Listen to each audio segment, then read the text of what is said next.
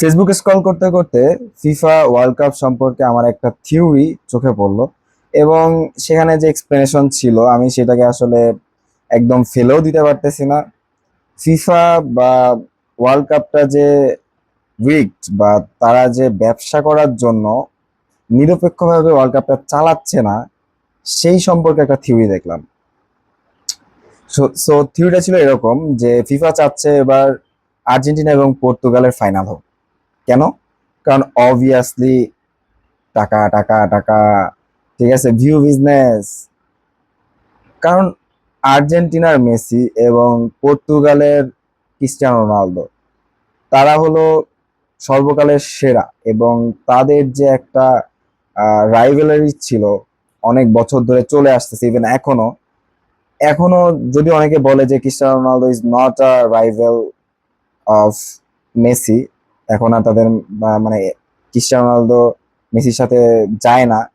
এখন এমবাপ্পের সাথে তুলনা হচ্ছে মেসির ওয়ার্ল্ড কাপে গোল স্কোরিং এর দিক থেকে। তারপরেও বেশিরভাগ যে ফ্যানরা আছে তারা কিন্তু এখনো ক্রিস্টিয়ানো রোনালদো এবং মেসিকেই রাইভাল হিসাবে দেখে।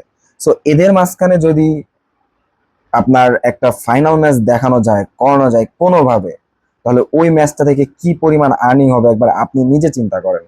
অ্যান্ড আমি যদি কোনো অর্গানাইজেশনে থাকি, আমি না, এই ওয়ার্ল্ডটাই তো চলে আসলে ব্যবসা এবং টাকা পয়সা এগুলোর উপরে। সো এটা খুবই স্বাভাবিক, যারা অর্গানাইজার, যারা হোস্ট করতেছে তারাও চাবে এরকম কিছু হোক, তাদের ব্যবসা ভালো হোক। যেমন কাতার ওয়ার্ল্ড কাপে ব্যবসা হয়েছিল 7 পয়েন্ট সামথিং মিলিয়ন বা billion, I don't remember. But এই ওয়ার্ল্ড কাপে তারা সেই ব্যবসার লক্ষ্যমাত্রা ধরছে 11, নাম্বারটা 11, সো ডাবলের কাছাকাছি।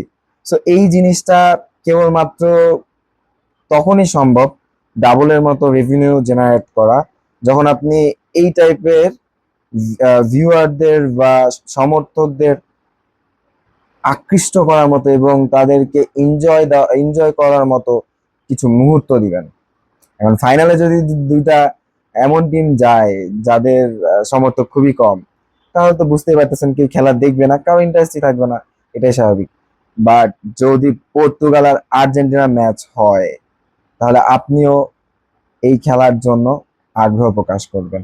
আপনিও চাবেন, আপনিও চান, মনে প্রাণে চান ফাইনালটা যেন পর্তুগাল আর আর্জেন্টিনার হয়। এটা বুকে হাত দিয়ে বলেন যে আপনি চান না। ভাই, আপনিও চান পর্তুগাল আর আর্জেন্টিনার ফাইনালটা হোক, এবং এই জিনিসটাই ফিফা কাজে লাগাতে যাচ্ছে।